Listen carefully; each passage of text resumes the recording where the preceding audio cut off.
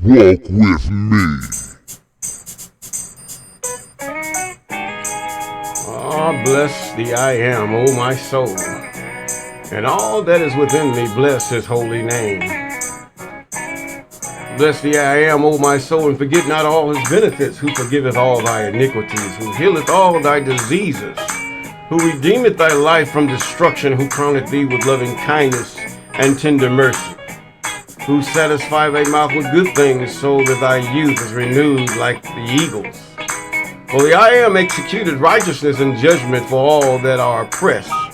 He made known his ways unto Moses, and his act unto the children of Israel. The I am is merciful and gracious, slow to anger, and plenteous in mercy. He will not always chide, neither will he keep his anger forever. He has not dealt with us after our sins, nor rewarded us according to our iniquities. For as the heavens is high above the earth, so great is his mercy toward them that fear him. Like as the Father pitieth his children, so the I am pitieth them that fear him. For he knoweth our frame, he remembereth that we are dust. As for man, his days are as grass, as a flower of the field, so he flourisheth. For the wind passeth over it, and it is gone, and the place thereof shall it know no more. But the mercy of the I am is from everlasting to everlasting upon them that fear him. His righteousness unto the children's children, to such as keep his covenant, and to those that remember his commandments to do them. The I am has prepared his throne in the heavens, and his kingdom ruleth over all. Blessed the I am, ye his angels, that excel in strength, that do his commandments, hearkening unto the voice of his word. Bless ye the I am, all ye his hosts, ye ministers of him that do his pleasure.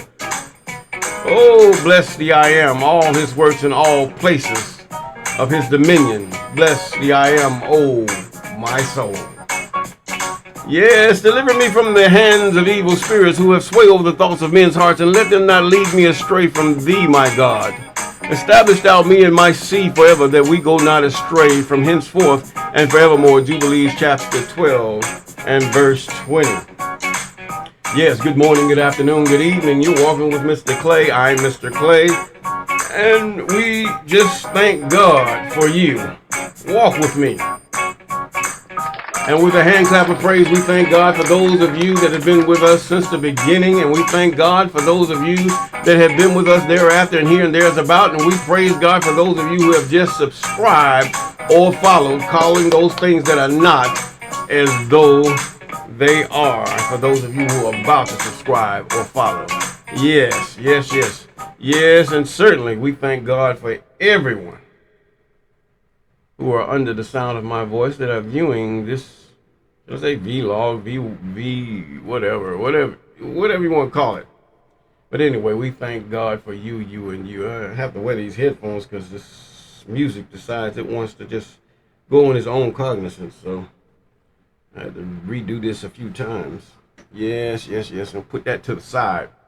But anyway, we're in the book of Jasher. Yes, we're in the book of Jasher. The book of Jasher, let me make sure this music is off, number one. Okay, the book of Jasher, chapter 81. And we ended at verse 16. And when Egypt saw the children of Israel did not hearken to them. In other words, they wanted them to come back.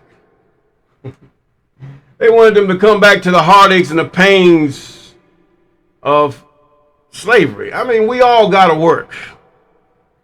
But working without pay is different. Working without reaching a point that's not toward the goal of the whole, like building the temple to worship God, or, the infrastructure, working. You even get paid by infrastructure that the collective puts into the pot, which is we call taxes, to make sure that we have good roads and we have good houses and everything, that this garbage is collected and water services are enacted and all these things. But if it's for free, then that is nothing but pure slavery. You know, I think about our prison industrial complex, how that a man could break in a house, be proven guilty. He could put one in a hospital. He can cause things to happen, and yet the prison industrial complex, with long in cohesion with many governments, would put them to hard labor. But the money that comes from that labor,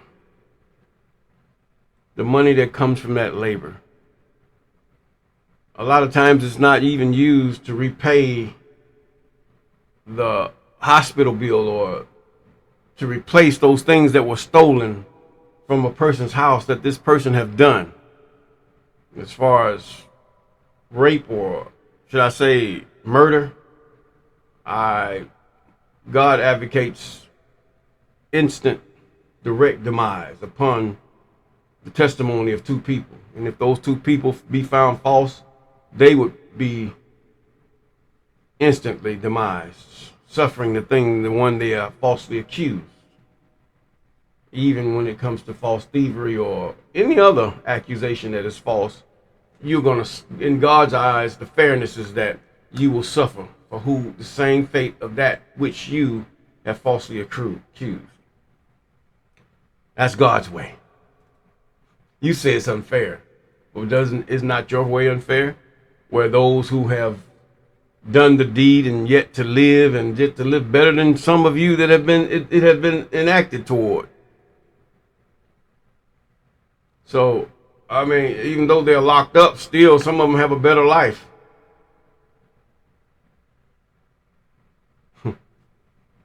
Backwards. Justice. Just cast out in the street. Justice is gone. Mercy is not even prevalent. Only to those that look like you. And those who don't look like you, depending on how much money and how much clout they have, and that's nil to none. But anyway, they wanted Israel to come back. Now they were about to take them by force. And verse 17 says, the I am strengthened the hearts of the children of Israel over the Egyptians, that they gave them a severe beating. In other words, the children of Israel fought the Egyptians. It just wasn't just running as this little timid Jesus turn the other cheek crowd. No, they turned back with swords and spears and started to beat these people severely. Beat they behind. God did it. These wasn't no chicken folks. Who you think God ain't raised up no cowards. And God gave them that. He strengthened their hearts. See, this is where when we have to deal with the enemy on the continent or here in the U.S. or down in South America, everywhere we can, we need to ask God for wisdom. How shall we deal with this enemy? And give us what? He says he strengthened their hearts, strengthened my heart to battle, that I might go and do as I can protect me and those around me and my people without failure of heart. See, this ought to be in your prayer. Whatever I have to face, God, whatever I have to face, whatever I have to do, give me a strong heart to face them with a heart of a face of flint, that I will not slack any blow or any tactic or any maneuver, that I might subdue my enemy. See, you've been bamboozled. See, the Bible has really dociled you, or should I say the 66 books, into thinking that they was a bunch of punks that ran from the Egyptians. Okay. God made them stay there. That they would be not only battle hardened, but they might be what? These people, how can they go out and fight the enemy in Canaan and yet can't even stand for themselves before the Egyptians, when they really were more than the Egyptians? Come on here. You got Brazil with the black population that far surpasses that of the others, the Spaniards, or what you would call the Mongoloids, descendants of Mongoloids.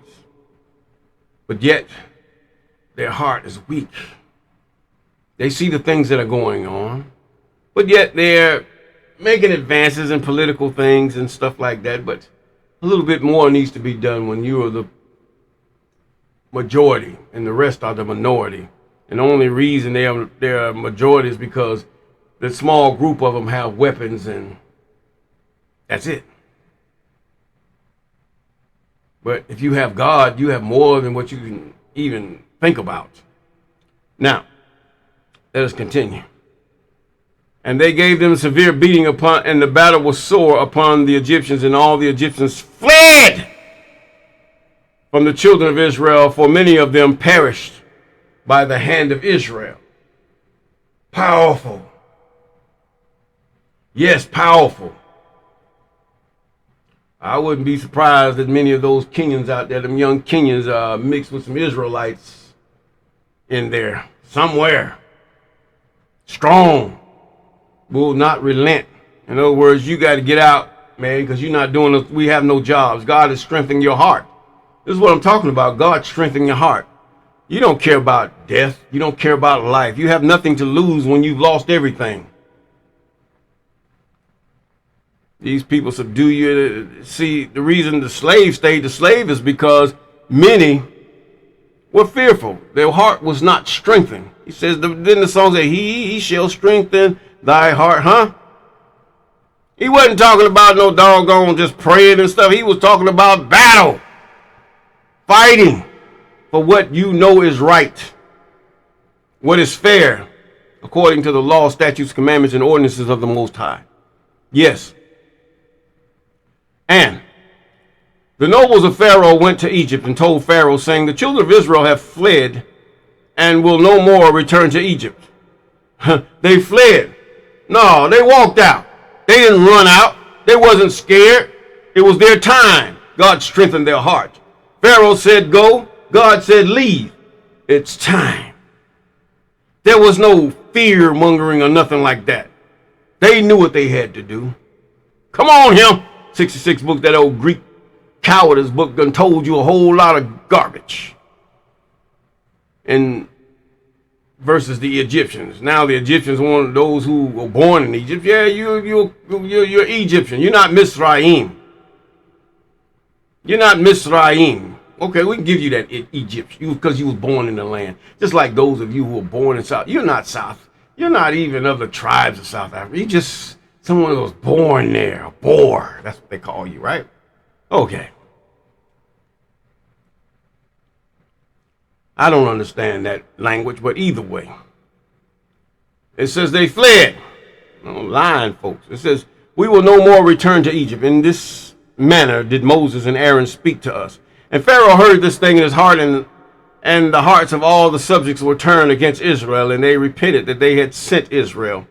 And all the Egyptians avowed Pharaoh to pursue the children of Israel to make them come back to their burdens. In other words, they got lazy.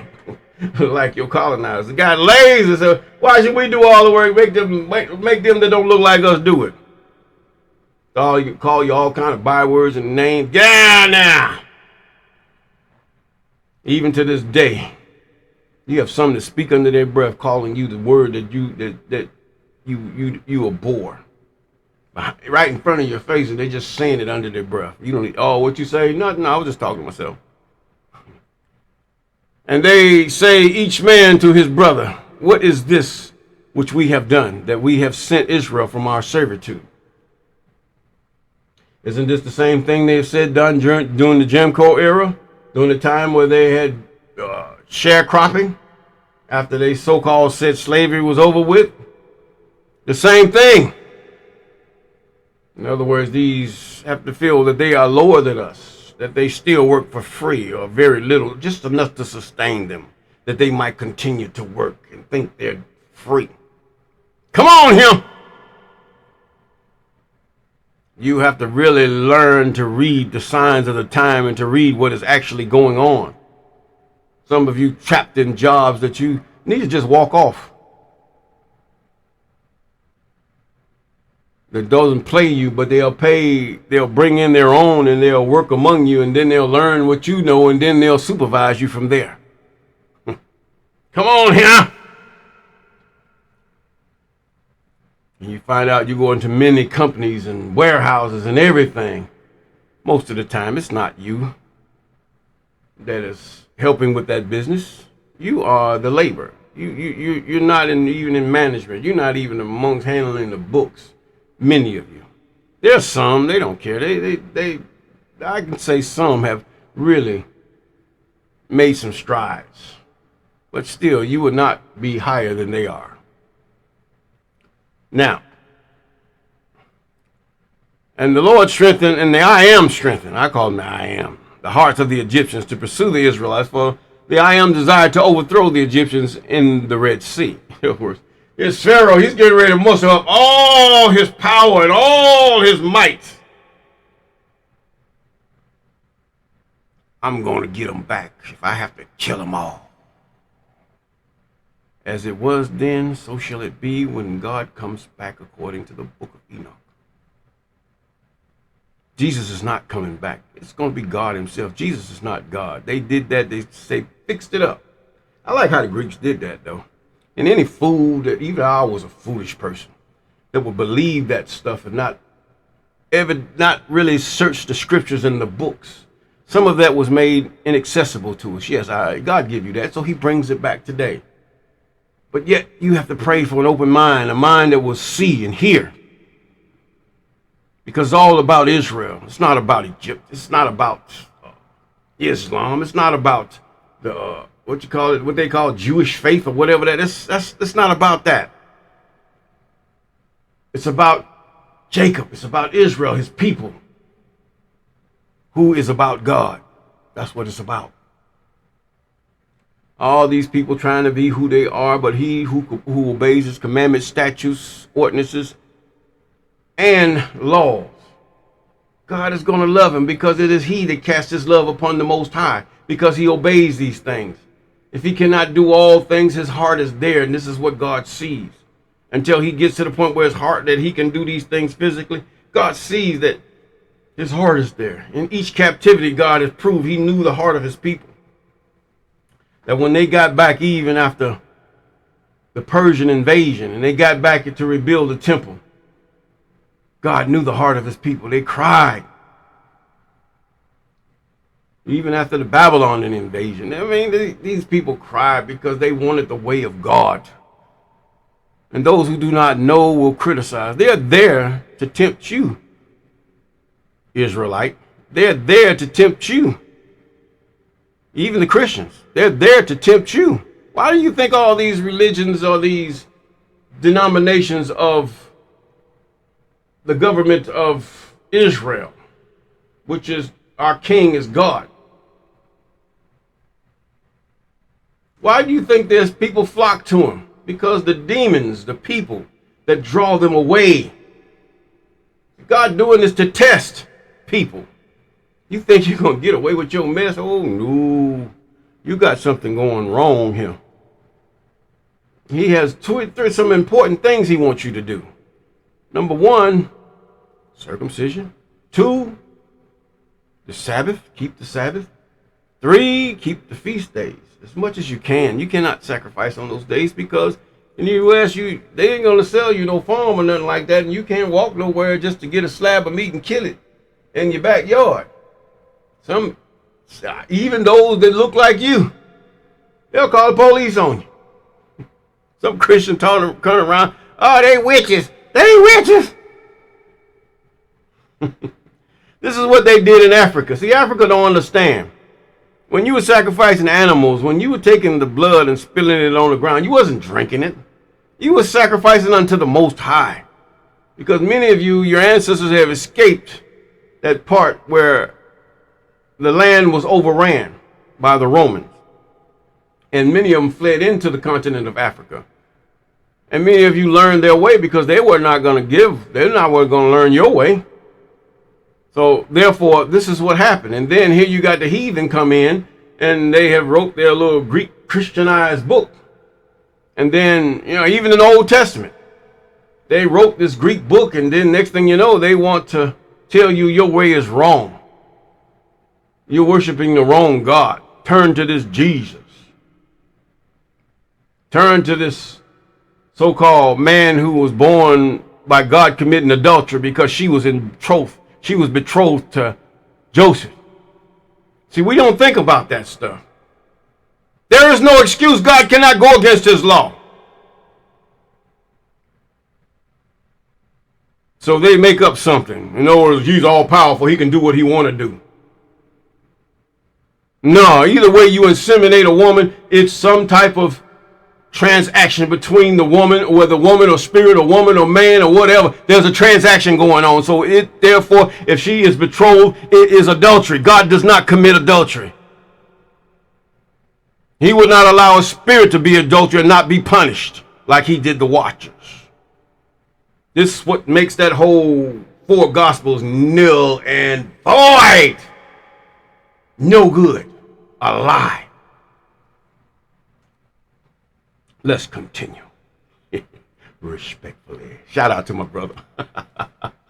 But anyway, Pharaoh rose up and harnessed his chariot, and he ordered all the Egyptians to assemble. Not one man was left excepting the little ones and the women. And all the Egyptians went forth with Pharaoh to pursue the children of Israel. And the camp of Egypt was an exceeding large, heavy camp, about 100,000 men. Oh, he put his best foot forward. Now, and the whole of this camp went and pursued the children of Israel to bring them back to Egypt. In other words, we're gonna get you. We're gonna get our property back. Same thing they said with Jim Crow. Pay us our taxes. We lost our Negros. Gras. For AI, Negras. I said Negras. Okay? Means black. Okay? Now to them, back to Egypt, and they reached them, and encamping by the Red Sea. God led them there. He wanted to see how can they deal with just the horror of things around them.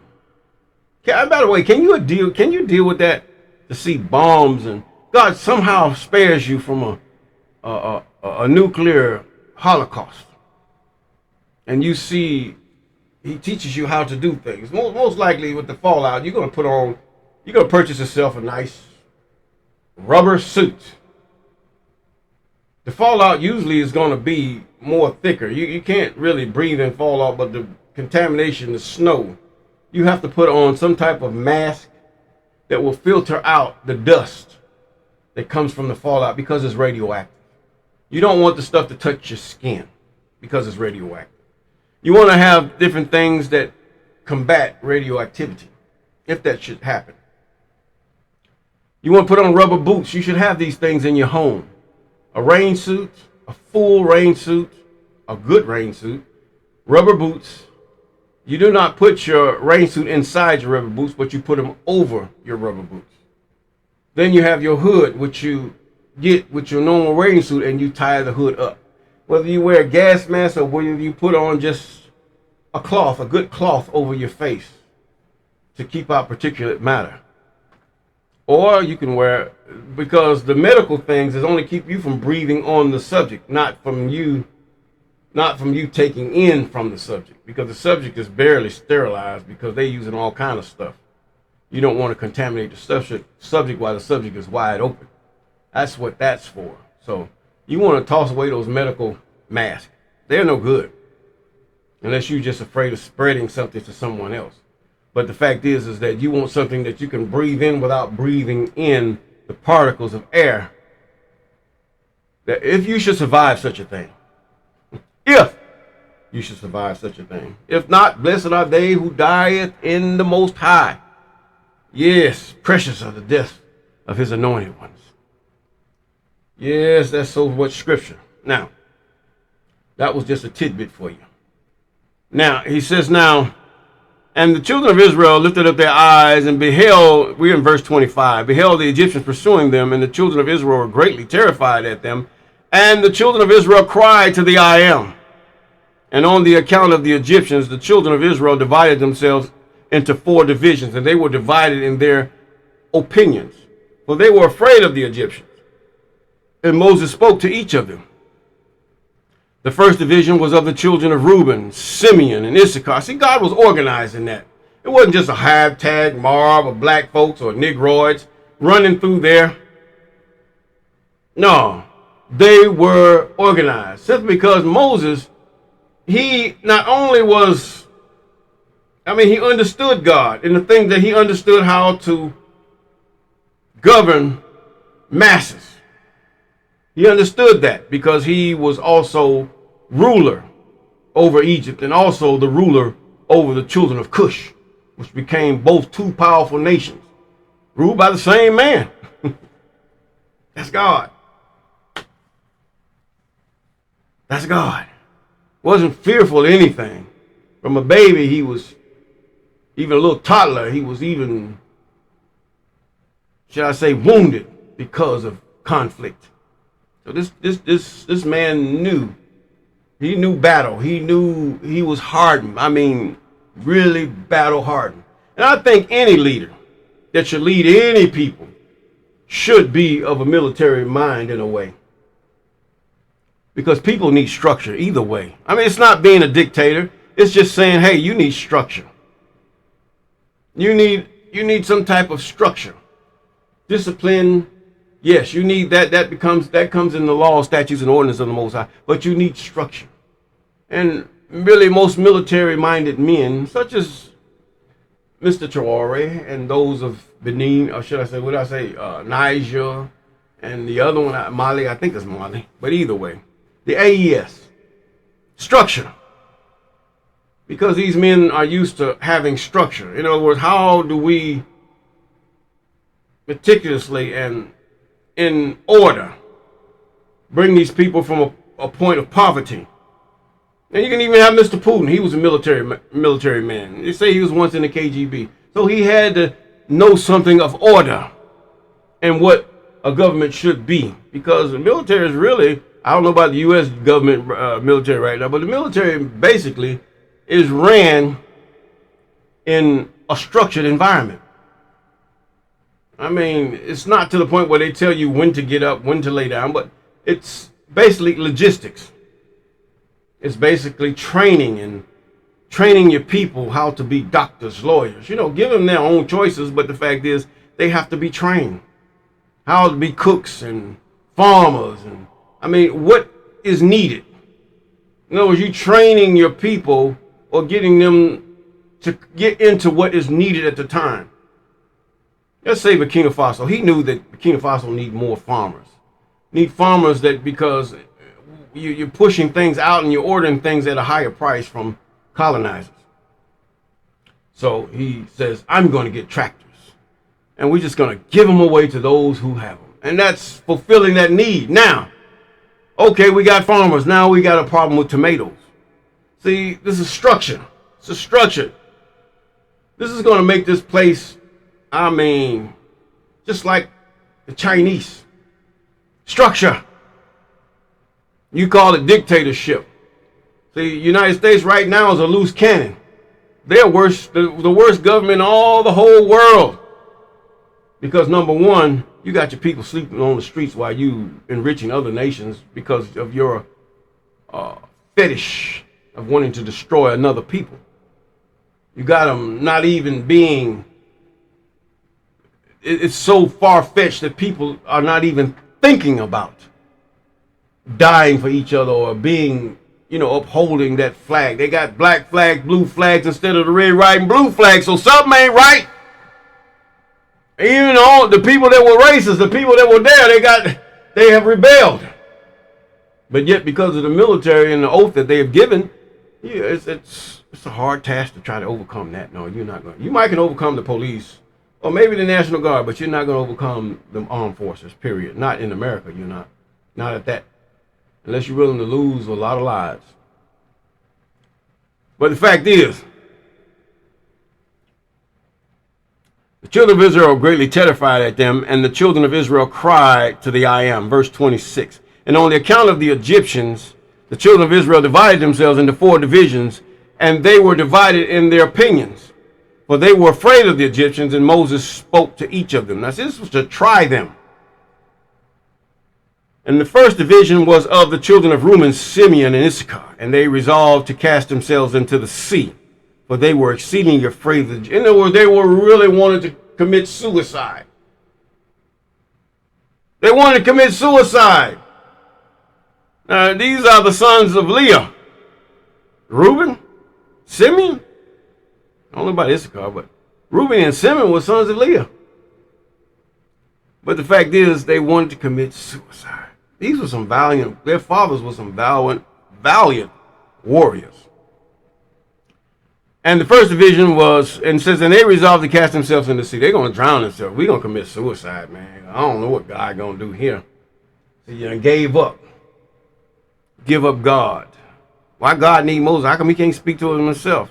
Well, it's been proven, even in the Bible, that you can't take when God speaks to the children of men verbatim personally. You can't take it. God is so holy, you might even die at the sound of his voice. Get out of here. Why God don't talk? Why he don't appear? You can't take that. Trust me. I can tell you this. I was laying in my bed one time as a young man.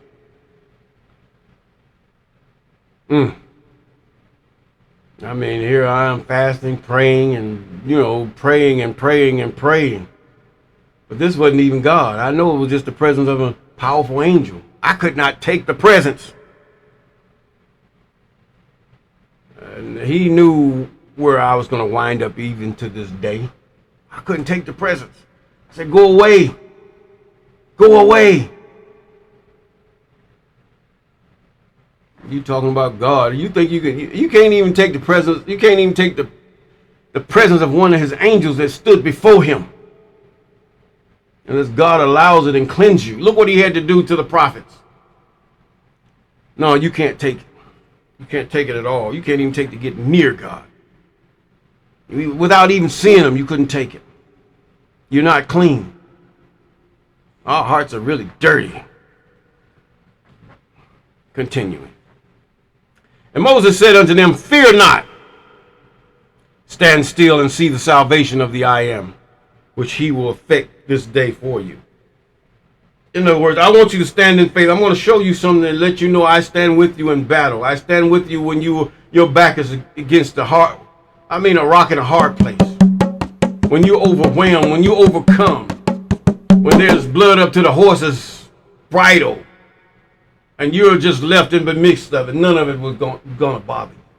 If you're put into the midst of a nuclear blast and I will have a plan for you, it will not affect you at all. See, these things, it's good to prepare. Yes, you can't prepare for everything, but you can prepare for things that you know of, like planting a garden. You can, have a bug out bag. Okay, it might not work, but it ain't going to be no good. Where you going to run to? You're not going to run nowhere. Because most nuclear bombs will explode within a 100-mile radius, and that's heat.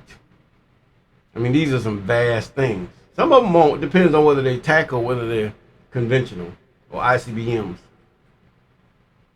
with some very powerful warheads on them. No. Everybody will take a blow in that one. Yeah, there'll be some people living, but not underground. Depends how God sees fit. It depends on how God sees fit. But the fact is that you have to trust in the Most High and lean not to your own understanding. Just have to get into your own head. Read 37th chapter of Psalms. Read it daily until you begin to prick in your head. Why am I leaning to what I learned of colonizer? Why am I leaning to what I learned of Christianity or this prison or Islam and all these other people when they got everything they know from these books, even the prophets? And some of them have twisted them and made them to seem something that is not. God allowed it for a reason. Read Deuteronomy chapter 28. He allowed it. Now, let's continue. Got a little more time. And the second division was the children of Zebulun, Benjamin, and Naphtali, and they were resolved to go back to Egypt with the children. They're saying, hey, I'm going back to Egypt. I'm going back to Egypt. Hey, man, they got too much. You see them, now see this is your eye gate. You see them by the seeing of the eye. The first one was hearing of the ear. Now this is the seeing of the eye. Fear come upon you. You never prayed. They never prayed, God, strengthen our hearts. He strengthened their hearts the first time to fight against them. Strengthen our hearts like you did when we fought against them the first time. And Moses said to him, fear not. Now Moses has seen some stuff. For as you have seen the Egyptians this day, you shall see them no more over forever. And the third division was the children of Judah and Joseph, and they all resolved to go to meet the Egyptians to fight with them. Woo, woo, woo, woo. Joseph knew something. Ephraim and Manasseh, they knew something. Ephraim tried to go ahead of the Most High and they lost their way. You can't go ahead of God. You stay where you are. I don't care what fire comes out the sky. You stay where you are until God says move. Judah and Joseph, Ephraim and Manasseh, they resolved to meet the Egyptians and fight. I don't care. I'm going to die for my children. I'm going to die for what I believe in, and I'm going to die for my land or what God going to give me. You ain't taking nothing here if I can help it over my dead body, and that's what it's going to have to be. And Moses said unto them, stand in your places, for the I am will fight for you, and you shall remain silent. In other words, you ain't got to do nothing. Just watch. This is the same thing when God comes with 10,000 of his anointed ones. He's going to say, you don't have to do nothing, and you shall remain silent and look. And after it's all over with, a mighty praise shall come forth from your heart, and you're going to really be praising God and giving him the glory and praise because of the deliverance from your enemies. Oh, they're going to chase you. They're not showing their behind now. Many of them, God got them, he got them in lock. Yes, he got them in lock, as those of you younger understand. They ain't going to do nothing now. And the fourth division was the children of Levi, Gad, Asher, and they resolved to go into the midst of the Egyptians and confuse them. Confound them means confuse. They were going to go in there and fight. See, Levi, that's why he has the law. Levi wasn't afraid. And apparently his DNA passed to his children. Gad and Asher, they said, we're going with Levi. Levi was bad when it came to fighting when the children of Shechem. And they resolved to go into the midst of the Egyptians and confound them. And Moses said unto them, remain in your stations. Don't go nowhere. Fear not. Only call unto the I am, that he may save you out of their hands. Yes. Fear not. Those of you on the continent, whatever you have to do, you have to do. United States, we just have a way to go. In South America, you have a long way to go. You have to come out that slave mentality. You have to come out that pagan Christianity. And with that, I'm going to leave it like this. Peace.